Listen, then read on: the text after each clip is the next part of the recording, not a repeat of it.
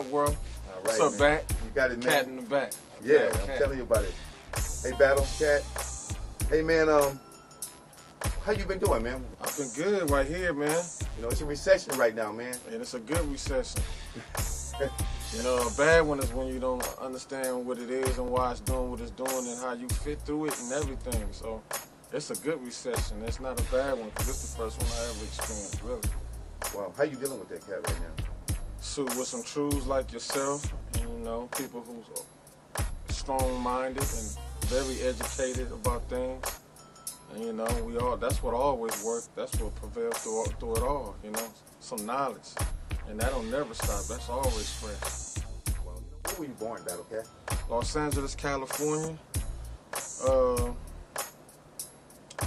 Man, 1960. I mean, like, yeah, you know, I was raised everywhere.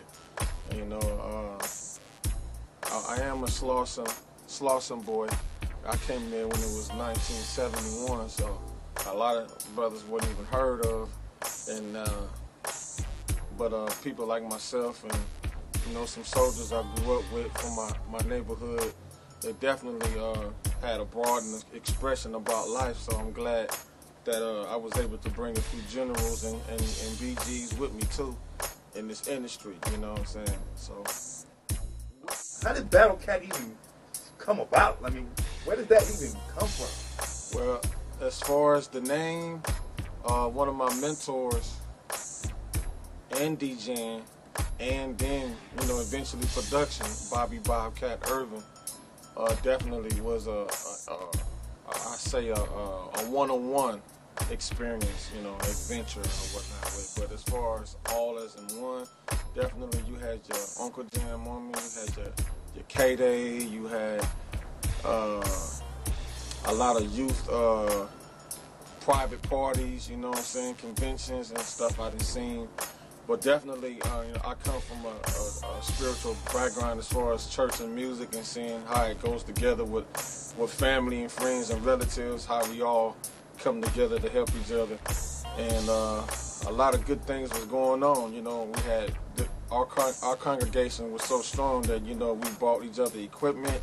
You know, we taught each other, you know, away from church, you know what I'm saying, through school, after school, you know, and that soulful process right there made me really respect how you pick up an instrument and have education and the family behind you. All that just stayed into play for a long time. You know, I joined band tournaments through junior high at Horseman, not too far from here. You know, local neighborhood, you know, activities going on, you know, fellowshipping with brothers like Rhythm D, you know, in my upbringing and first producing back in 88 and 89. Been in the backyard of many, you know, the white people like Dre when he left to form NWA. Me and my friend came through and did a demo. He showed us how to properly record and use a drum machine. And we took that respectfully and ran with it, and here I am today. So were you part of any group early on? Definitely, like I said, I am one of the original K-Day Mix Masters. There's 10 of us. I can't name them all right now. And as you know, we're in demand right now. If you hear these phones ringing, you know, while we still moving along, we've been taught a lesson to keep them horns down, but we're in demand at the same time. But definitely, K-Day was one of the foundations. I was a part of a broadcast crew called the California Cat Crew. I was one of the last, you know, few to get involved and be on a whole nother level with it, because I took it farther than just DJing and have an opportunity to be a K-Day Mix Master with Greg Mack back in 86, 87.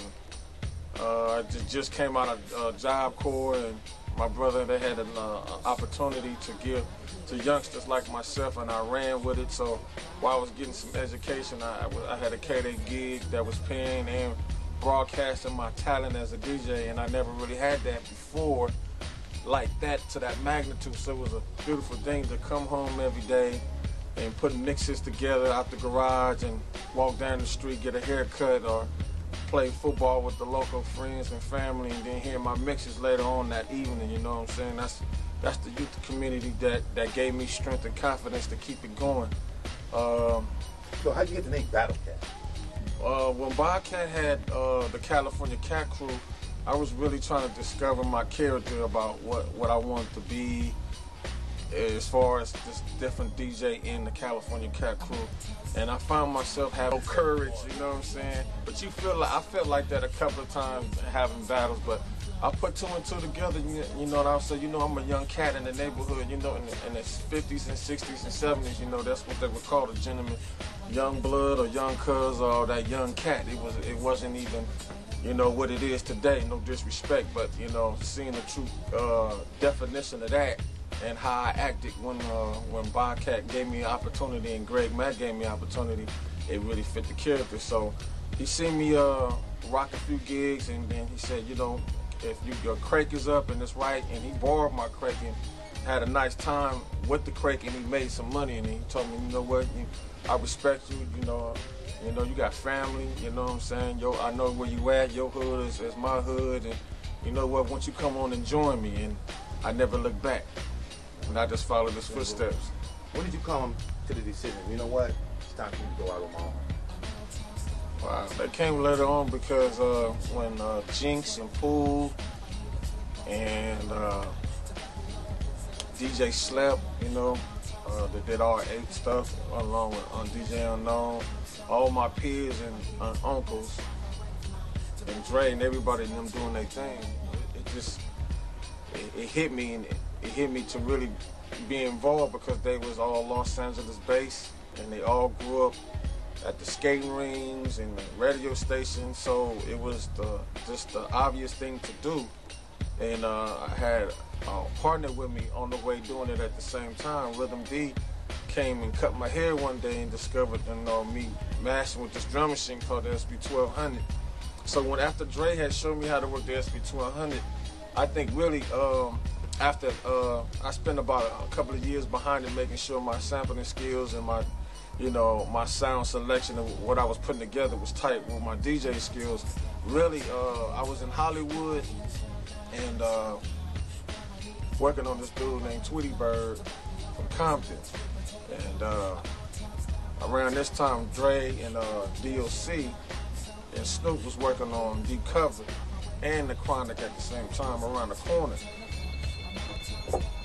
So we ran with the whole impression, like, you know what, you know, it's South Central producers haven't really been put on the map, you know what I'm saying, like straight out of like Inglewood area or the Crenshaw district, Slauson, you know, all the way wherever you, all the way up to Washington or however you want to take it. So I said, you know what, you know, I gotta go a little deeper, but before I can even take that step, it was like I seen DOC and Snoop come around the corner, and when they came around the corner, you know, they let me know that they was working on The Chronic. You know, DOC introduced me to Snoop, and that's how we had our relationship. But the decision making of me as a producer is when a young gentleman came from their session later that evening after meeting Snoop, and they brought me The Chronic. And when they brought me The Chronic, I didn't have a sequencer then. You know, it's by Akai, you know, where you get MIDI up keyboards and add more stuff, you know, to your production. So when I heard the album and it was fully arranged like it was, you know, I'm a funkster too, you know. I made a decision a long time ago, but what really sparked me to really get off my behind and take it to another level and really find an artist. When I see him break from the NWA and went and got behind Snoopy like that's when I made the decision. I said, you know what? The next cat that I find that can stand on his own 10 toes and really know what he want to do and what he want to say, we gonna do that. And I did that with a Long Beach cat named Domino, you know, and that's been my first impression with Russell Simmons as well. I stepped in the game, you know, through a RAL Def Jam / Outburst collaboration. That was my first impression to the whole world that finally got a chance to hear BattleCat. But that Chronic record, that Deep Cover record, and seeing how Dre Young was producing like that, I say, well, this dude is really into breeding talent. It's not just because, see, the group thing was gone. So when he did the thing with Death Row, that's when it was like, okay, all right, he still is continuing, the saga continues, but he's doing the individual thing. He do his first, then he come with Doggy Style, then he come with Dog Pound. I said, okay, this is Motown all over again. Okay, right here in Los Angeles too? Okay, let's go. So that's when I started mapping out, you know, different styles of my production. I got a chance to work with so many people in Los Angeles and outside Los Angeles because of people that I named previously in this interview. You know what I'm saying? I seen them work on a wide spectrum in the perspective about, you know, really being the producer. And it's like, okay, let's go get it. Let's do this. You have to be a producer that loves to breed talent if you really want to, you know, spread yourself real big. You know what I'm saying? Right. Let's talk about that then.